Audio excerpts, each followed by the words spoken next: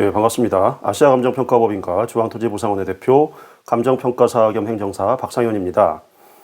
지난번 영상에서 지목이 대지인데 그 일부가 측량을 해보니까 현황도로로 물려있는 경우에 그 도로 부분을 과연 현황대로 도로로 봐서 3분의 1로 감가해서 보상하는 것이 맞는지 생각해 본 바가 있습니다.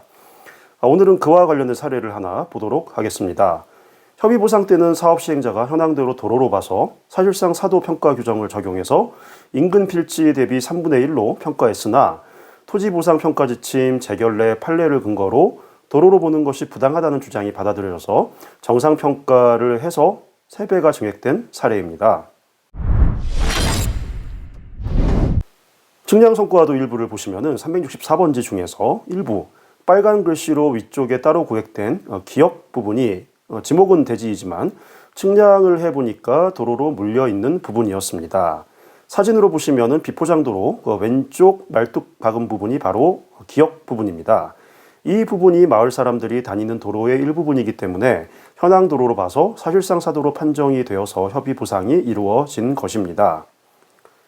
보상평가를 할 때 평가 원칙은 현황평가입니다. 지목도 중요하지만 현실적인 이용 상황을 기준으로 평가라는 것은 감정평가의 원칙 중에 하나입니다.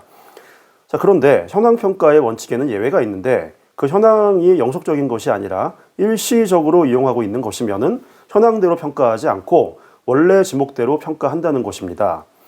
토지보상평가지침 제5조 제1항 제1호에 보면은 현황평가의 원칙과 그 원칙의 예외로서 일시적 이용인 경우 현황평가 원칙이 배제된다고 나와 있습니다. 중앙토지수용위원회 재결례에서 바로 이러한 경우를 다룬 사례가 나와 있습니다. 해당 재결례를 보시면은 이 사건과 거의 동일합니다. 지목 전 1093제곱미터 중에서 측량을 해보니까 현황도로에 물려있는 부분이 24제곱미터여서 이 부분을 협의 때 도로로 판정해서 감가 보상했는데 이 도로로 쓰는 것이 일시적 이용 상황인 것으로 인정되기 때문에 도로가 아니라 원래 지목인 전으로 정상평가해서 보상한다라는 내용입니다. 해당 이 사건 재결서 내용을 보겠습니다. 보시는 것과 같이 364번지는 현황도로 부분이 소유자가 배타적 소유권을 행사해서 통행을 못하게 하고 자기 담장 안으로 편입시켜도 문제가 없는 부분이기 때문에 일시적 사용, 도로가 일시적 사용으로, 일시적 이용으로 봐서 원래 지목대로 정상평가해서 보상한다고 결정하고 있습니다.